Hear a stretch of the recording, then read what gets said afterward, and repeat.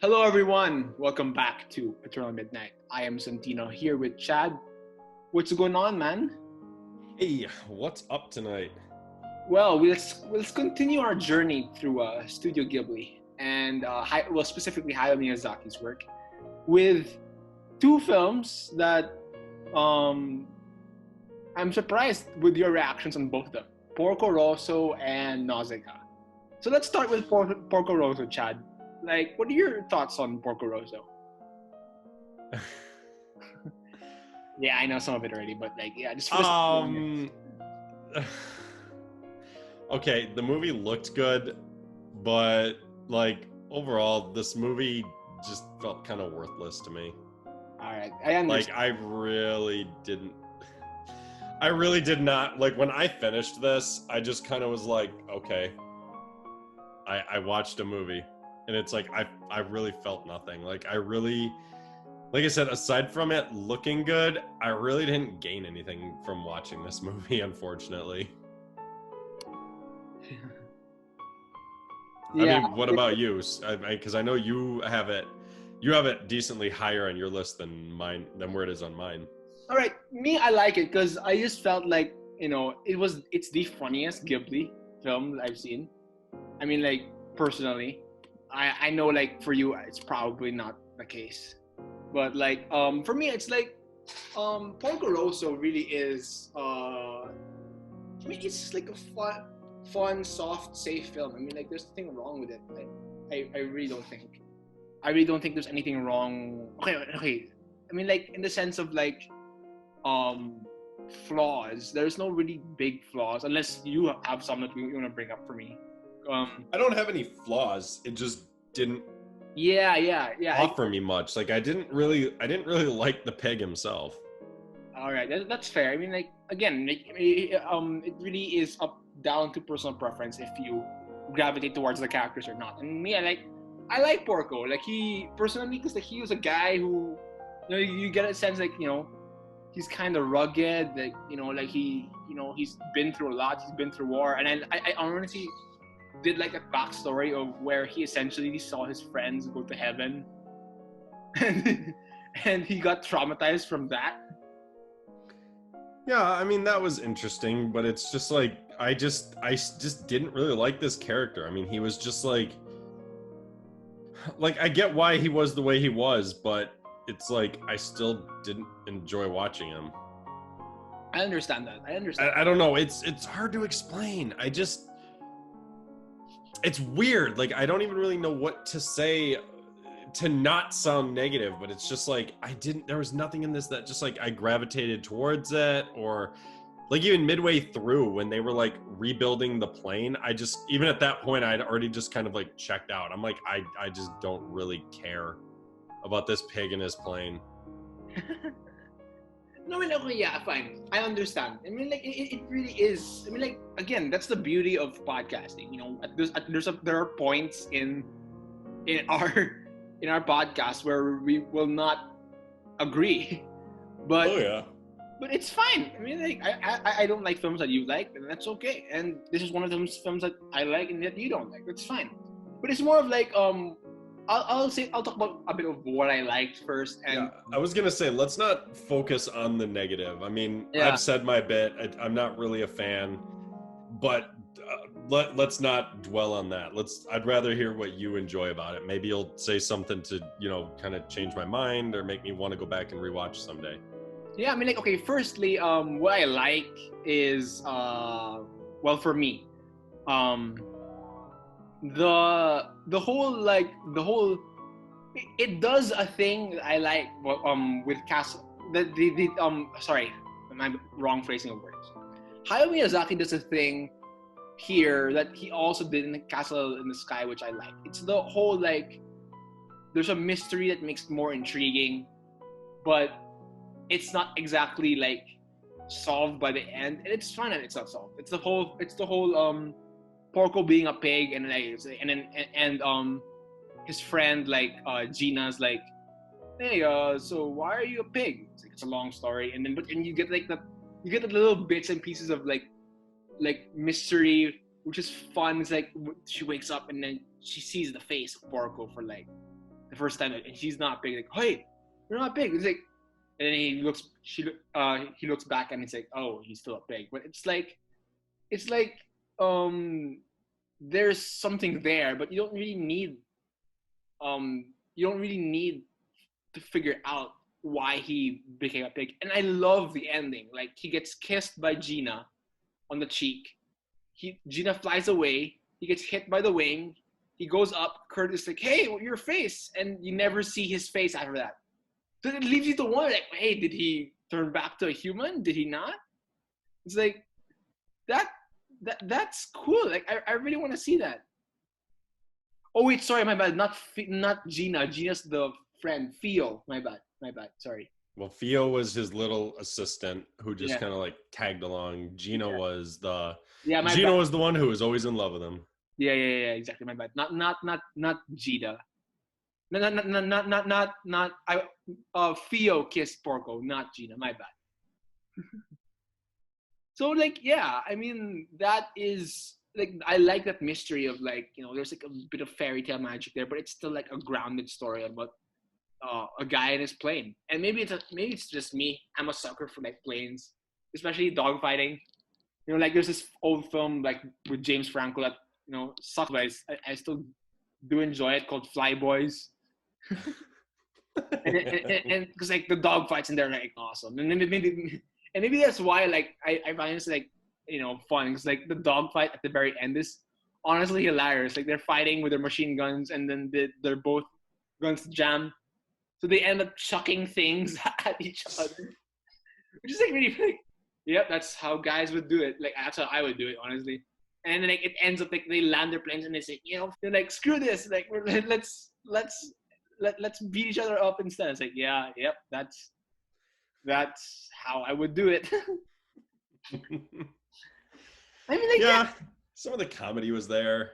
Yeah, but it was just like I said. The problem was, by that point, I'd already just kind of been like, I was already at like the point of meh, and it was like, it's too late, unfortunately. All right, dude, that's fine. Like, we all have our own opinions. And then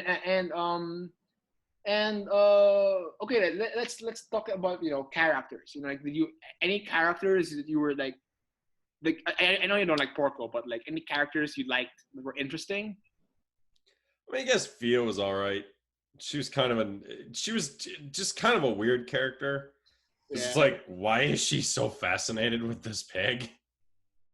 Because it's like, it's obvious once again, we're in a world where this is just accepted. It's not like the world we live in, where if someone with a face of a pig was walking down the street, people would be like horrified, and they'd be like grabbed and thrown into Area 51 or something. It's like, this is just a world where it's just like, it's accepted, it's fine, it is what it is. Right. But it's like, why does she gravitate towards him so much? He doesn't he doesn't really like her. So it's like, I don't get, what is it about him that she likes so much and wants to follow him around all the time? I think it's also more of like, she's like, personally, she saw Porco as her chance to get out and see the world. So like, I think she was already smarter than like everybody else, so you'd think she would have been able to like do that on her own. I guess so, but it's more of like like, she loved planes, so like, personally, this is how I saw it. Okay, it's more of like, what do you? It's like what, when you have a chance to like fly and see the world.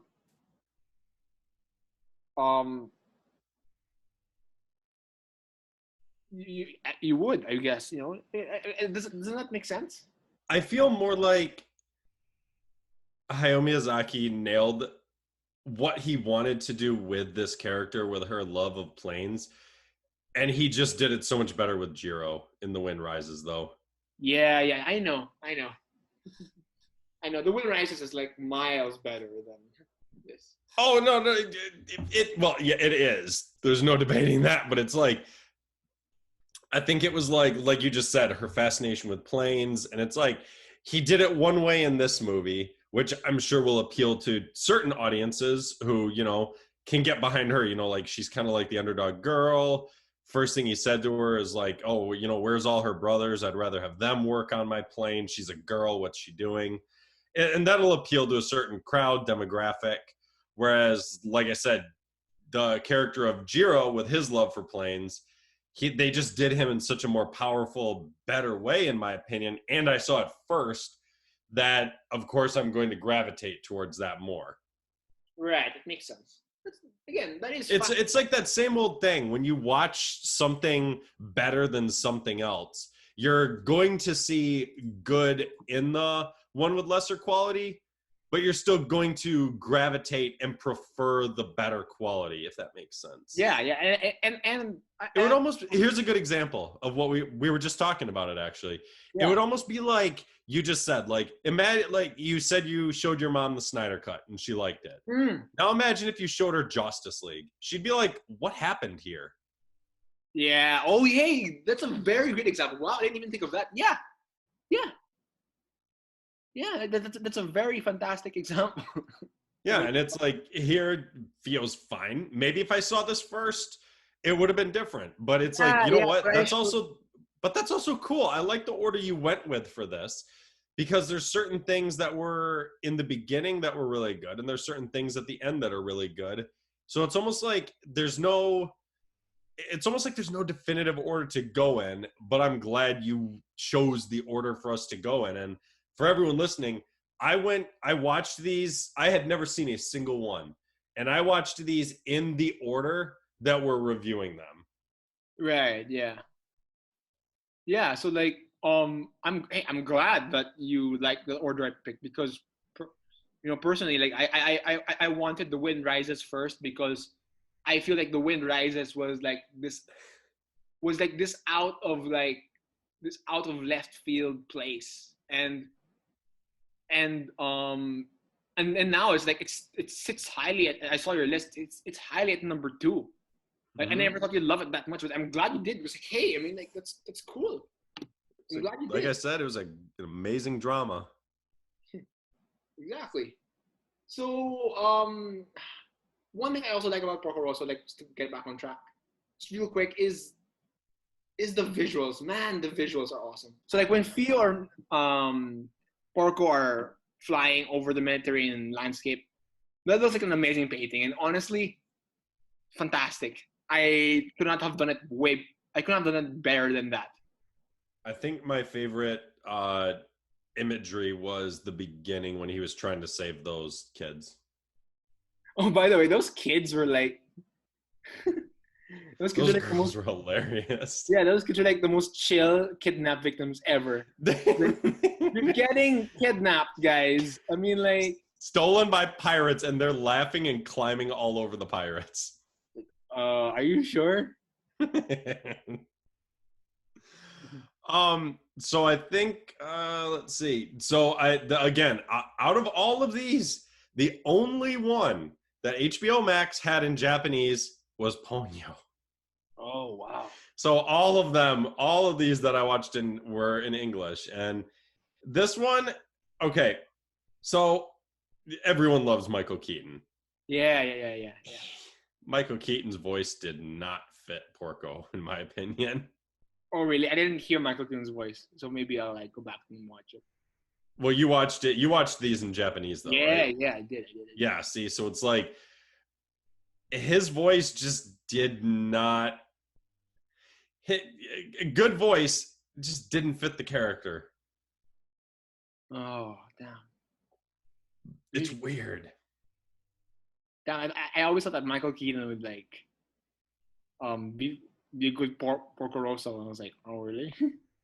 I mean, but you like the movie better than me, so maybe because I think it can change it. You know what I mean? I think watching something with its native language and the actual words that were written from Japan it'll be one way, and it'll be a different way in English, because these are not word for word translations.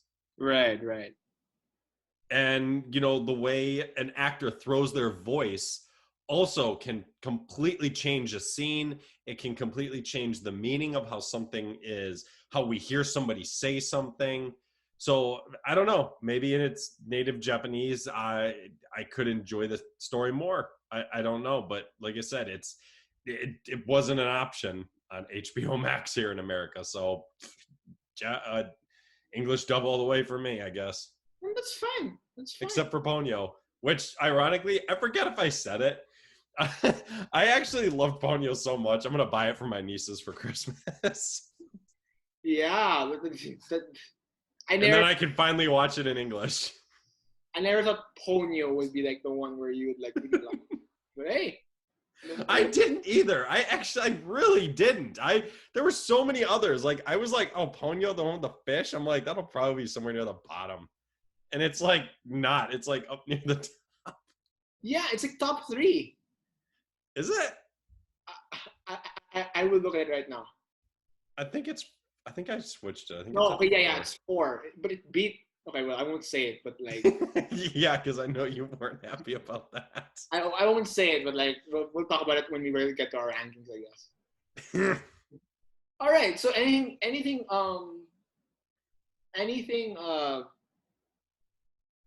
left to say about Porco? Don't take my word for it. This is just my personal preference. I would never call this a bad film. I just didn't enjoy it as much as Santino did. So if you haven't seen it and you're listening to us, please still watch it and make up your own mind. Yeah, please. All right. So now we're headed to from Porco Rosso. We're gonna do a really great like shift in like tone because we're going straight to Nausicaa. Nausicaa! I loved this movie. Oh my god, I knew you would. I knew it. I love Nausicaa. It's one of my all-time favorite fantasy films ever. Nausicaa is like, wow.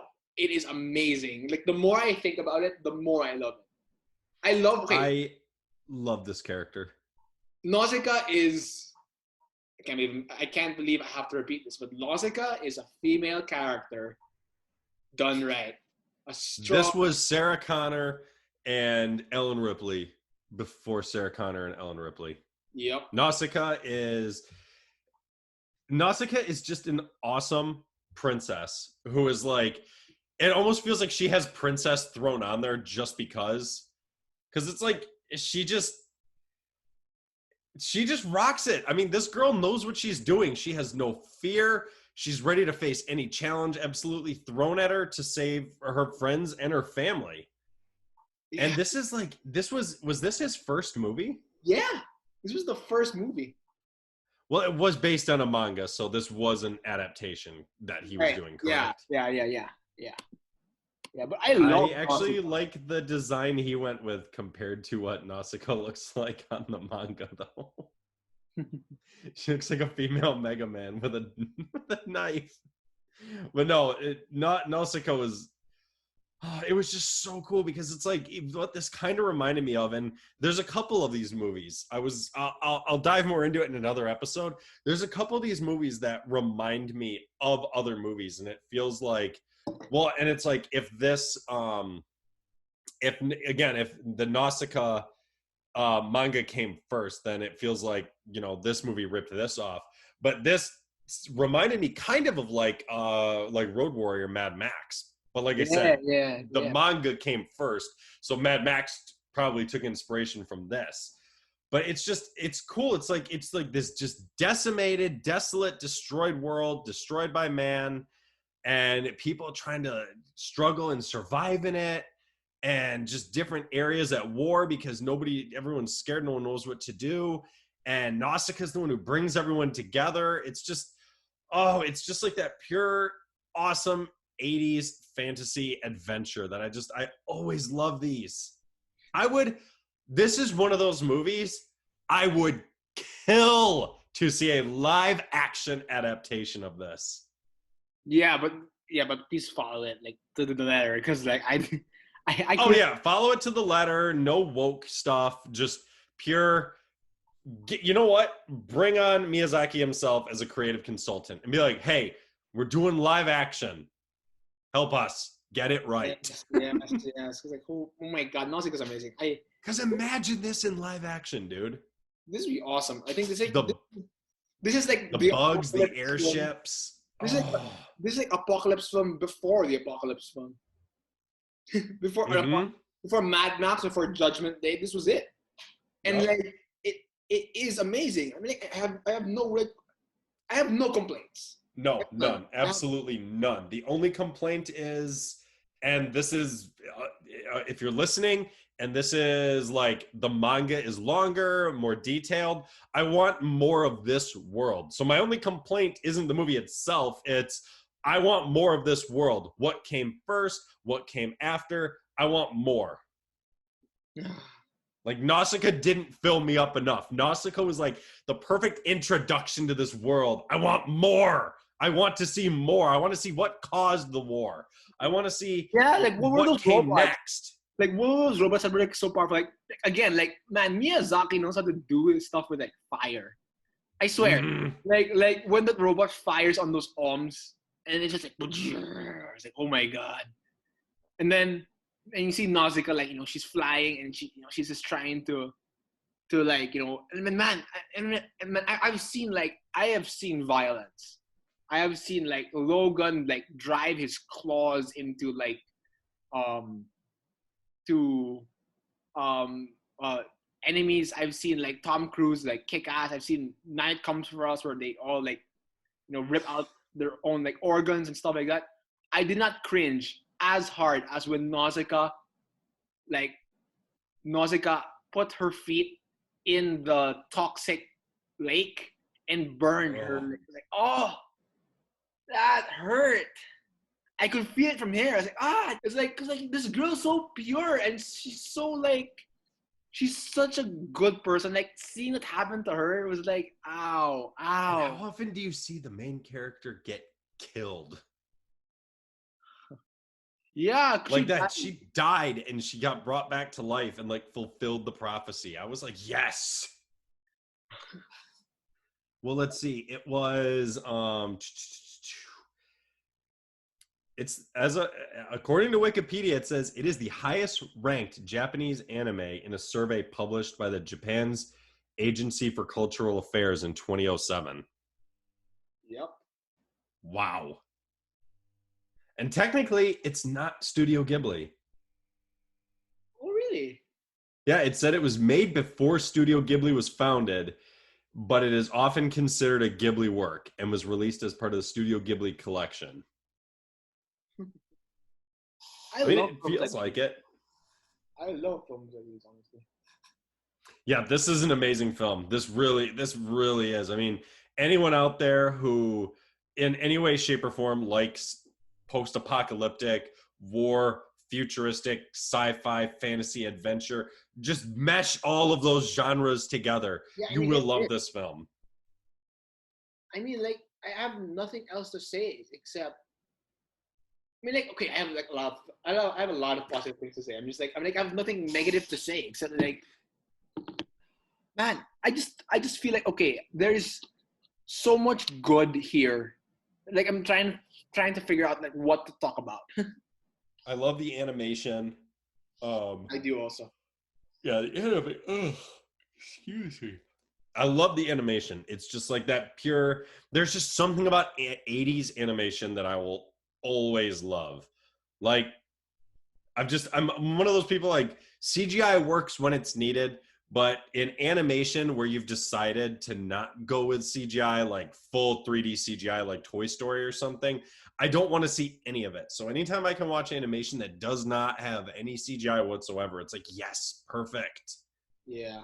And like you said about the flames, stuff like that, it looks so good in 2D animation. Yeah, I was like, it reminded me of that robot destruction from Castle in the Sky. Yeah, like, same thing. Like the guy powers up and then like, boom, and it's just like this like line of like destruction.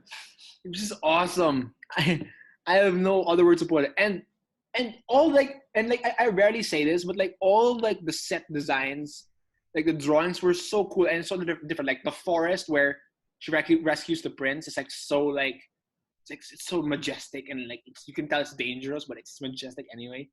Like the Nausicaa's Valley feels like very much homey, and then the designs of the ships are so like like militaristic and so cool.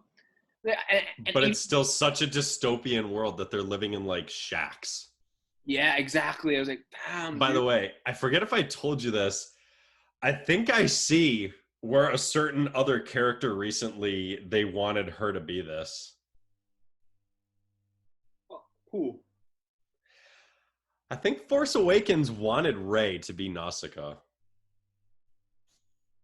And they failed badly. Because I was thinking about that as the movie went along. I'm like, I feel like they took so much inspiration for Rey from Nausicaa. Like that. She's like this awesome girl who does her own thing. She's out on her own, figuring out stuff. But it's like Nausicaa worked for everything, and Rey just kind of was able to do it or had it handed to her. Yeah, no, because the thing is, Nausicaa, she had to do it on her own. You know what I mean?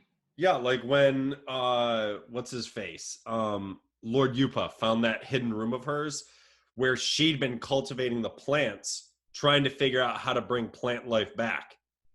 She didn't just magically be like, oh, I figured it out. She's like, oh, I had to work for this and get this all right. She did it on her own. She had to experiment and try and figure out how can she help save the planet. And then, what was more of a sacrifice? I am all the Jedi or standing by the baby Omen getting killed? The baby, of course, the baby. And I am all the Jedi. No, you're not. And Nausicaa going all out, like flying, and then like just like with her. Which, by the way, her glider is so cool. Like I want that. Uh-huh. And then like and even the action, like the very beginning where they invade, and like Nausicaa like sees her father get killed, like and she's like, "You savages!" And then she gets her sword and like starts like. She took all of them out until the guys like decked out in like thick plates of armor showed up. Oh my god! And even like this movie has like impressive battle scenes, like like they say, oh fall back to the toxic lake, like and they're like all firing, and like and then the queen's like like sure they all die, and then like that one group of guys who hijack a tank. And so like we get a tank battle in this post-apocalyptic world, which is awesome. I just find it awesome. I mean, I agree. This movie all around is just, like we said, fantasy, dystopian world, end of the world, awesome female lead, all of it rolled up into one. This is a great movie, and like I said, I really want a live action adaptation someday. Yeah, exactly. But the thing is, while I think it's also great, I almost kind of like want to leave this alone. It's like I just want to it's so pure, and it's such a great. It is, but you got to remember, adaptations don't take away from the original. If anything, it would bring more attention to the original because people would then want to watch this version of it. That makes sense. It's almost like the new Dune. Think how many people we knew who, when it was announced, because they liked Denis Villeneuve, then they went and read it. Yeah, exactly. So it would do the exact same thing, I think. I think it would just bring more light to this. I mean, it would have, it would have a lot of hard work to be a good adaptation, and you'd have to get the right person to do it. Someone who, cares and is going to be like, hey, we're getting you here because you can do this. But you also cannot bring your own spin to it. You've got to, I don't want a shot-for-shot remake, but I also don't want them to suddenly be like, oh, Nausicaa has a girlfriend instead or something. You know what I mean? Yeah. Like, so it's like, who knows? Maybe. I think it could work. I'd go see it. I'd go see it on. It's awesome. I really would. So, I mean, like, anything else? Nausicaa's amazing. If you haven't seen it, you need to. Yeah, and You're missing out. the action was really good. Like for a first for like a 1980s film, animated film, the action is like wow, blew me out of the water. Honestly, Mm-hmm. I'll be revisiting this for sure. Absolutely. And I'll be. This is one of those movies I will be showing to as many people as I can because people need to see this. And even though it's on HBO Max, I'm probably gonna buy it at some point. To be totally honest, Nice, nice, nice. because this would be awesome to have on Blu-ray, I think, or 4K. Who knows? Maybe this will be my first 4K. Yep. All right, so I guess that's it. That's it for now. We are nearing the end of Studio Ghibli month. We're doing the last three films: Princess Mononoke, House Moving Castle, and Spirited Away. These coming weeks, and we can't wait to let you know what we think of it. So that's it for Porco Nausicaa, and we will see you soon. Adios.